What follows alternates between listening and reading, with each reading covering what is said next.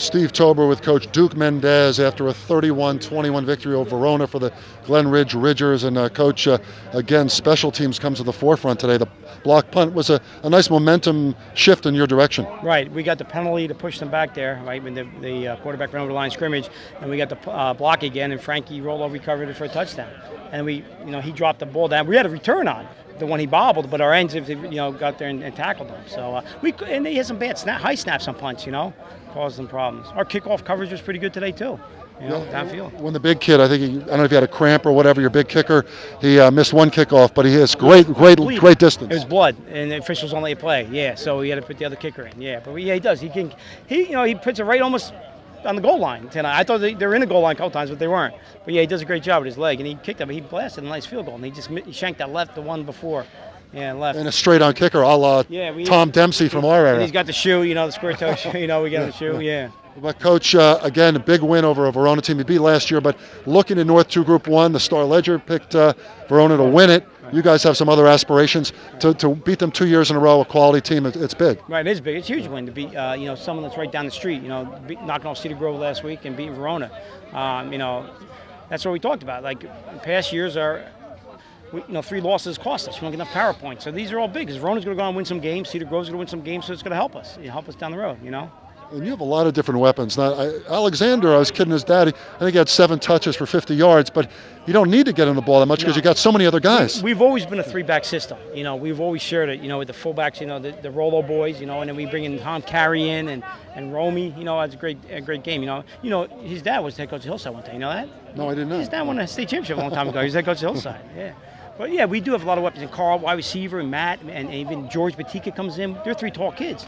And Elijah running the ball today. Elijah, the quarterback bootleg to the left, and tremendous. Right, we ran option. There was an option play down there, and he took it. He called it. He said it's there, so I let him go. He even, he called even the other play where we hit the kid down the middle. He just knows what we're doing. He understands our system. And he does a great job with it. And a big thing, they held Castor in check. Obviously, he was a focus of attention.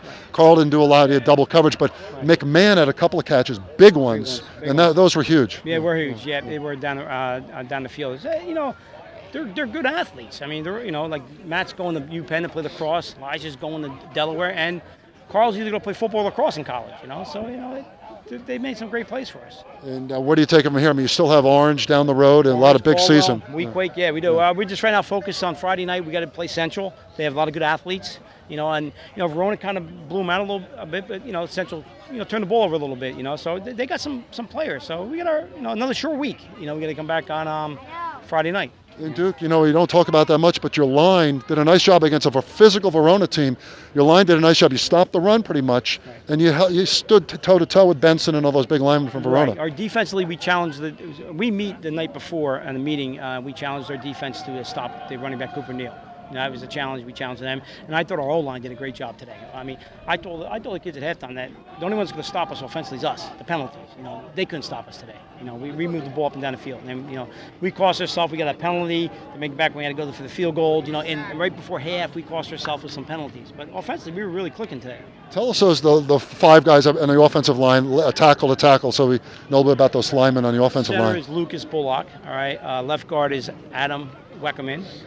And then the right guard is Pat Johnston. And then we have the right tackle is Sean Cleary. Left tackle is Gabe Sincure. And not Andy, Andy's his brother. Jerry Salmon's the next lineman that come in and plays nose guard for us. So we really have 6 linemen. Nice job. And I'll tell you, this Cinco, kicker, he is fun to watch. And the one drive when Verona started the drive from the 30, he did not have that kickoff.